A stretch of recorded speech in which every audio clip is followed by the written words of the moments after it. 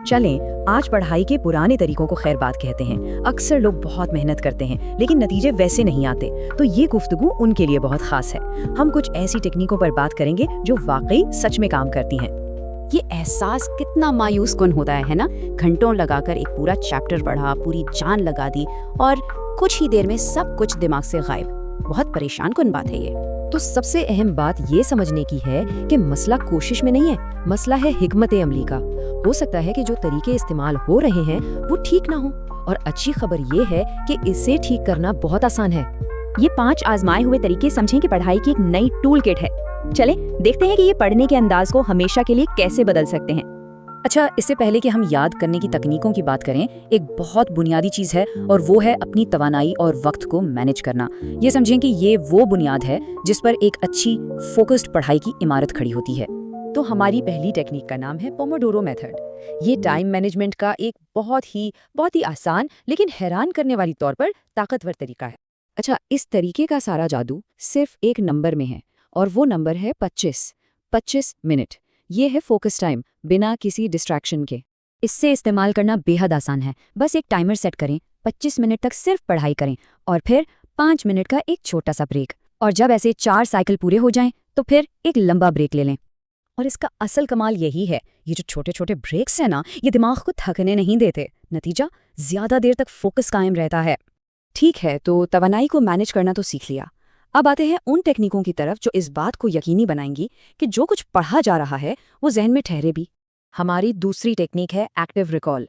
इसका मतलब है फाल तौर पर याद करना। ये बस पढ़ते जाने के बजाय सीखने के अमल में एक्टिव होने की तरफ एक बहुत बड़ा कदम है। ये टेक्निक पढ़ाई के रिवायती तरीके को बिल्कुल उलट देती है। मतलब ये कि बार बार एक ही चीज को पढ़ने के बजाय किताब बंद करके खुद को टेस्ट किया जाए कि भाई याद क्या रहा। और इसका नतीजा क्या निकलता है? दिमाग मालूमात को वापस बुलाने की मशक करता है। इससे याददाश्त मजबूत होती है, बिल्कुल ऐसे जैसे जिम में मसल्स की वर्जिश होती है। ये दिमाग की वर्जिश है। अब एक्टिव रिकॉल से मिलती जुलती एक और टेक्निक है, लेकिन इसका मकसद थोड़ा मुख्तलिफ है। इसे कहते हैं ब्लर्टिंग। इसका तरीका बहुत दिलचस्प है। एक खाली कागज लें और किसी टॉपिक के बारे में जो कुछ भी याद है बिना रुके लिखना शुरू कर दें। जो भी जहन में आए बस लिखते जाएं। इसका सबसे बड़ा फायदा, ये फौरन बता देता है कि कौन सी चीजें याद हैं और कहाँ इल्म में कमी है। जब लिखे हुए को असल नोट से मिलाया जाता है तो अपनी कमजोरियां बिल्कुल साफ नजर आ जाती हैं। तो दोनों में फ़र्क बिल्कुल वाज़ेह है। एक्टिव रिकॉल का काम है मखसूस फैक्ट्स को याद करने की प्रैक्टिस करना, जबकि ब्लर्टिंग का मकसद है पूरी बड़ी तस्वीर देखना और ये पता लगाना कि समझने में कहाँ कहाँ खला बाकी है। अब आते हैं अपनी चौथी टेक्निक पर। ये गहरी समझ हासिल करने के लिए है। इसका नाम है फाइनमैन टेक्निक। जी हाँ, वही मशहूर फिजिसिस्ट रिचर्ड फाइनमैन के नाम पर। इसका बुनियादी उसूल बहुत सादा है। अगर कोई चीज़ वाकई समझ आ गई है तो उसे किसी छोटे बच्चे को भी आसानी से समझाया जा सकता है। तो करना ये है कि एक मुश्किल टॉपिक को पकड़ें और उसे बिल्कुल सादा, आसान से आसान अल्फाज में बयान करने की कोशिश करें। तो असल बात यह है, ये अपनी समझ को परखने का सबसे बेहतरीन टेस्ट है। जहां भी समझाते हुए अटक जाएं या मुश्किल अल्फाज इस्तेमाल करने पड़े, समझ जाएं कि वही कमज़ोर एरिया।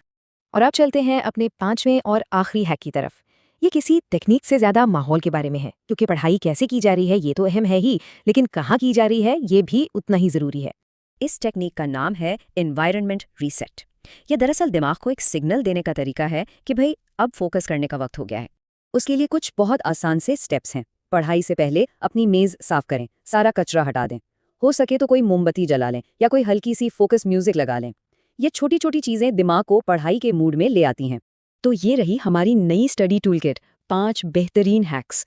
टाइम मैनेजमेंट के लिए पोमोडोरो मेथड, याददाश्त के लिए एक्टिव रिकॉल और ब्लर्टिंग, गहरी समझ के लिए फाइनमैन टेक्निक और फोकस के लिए एनवायरनमेंट रीसेट।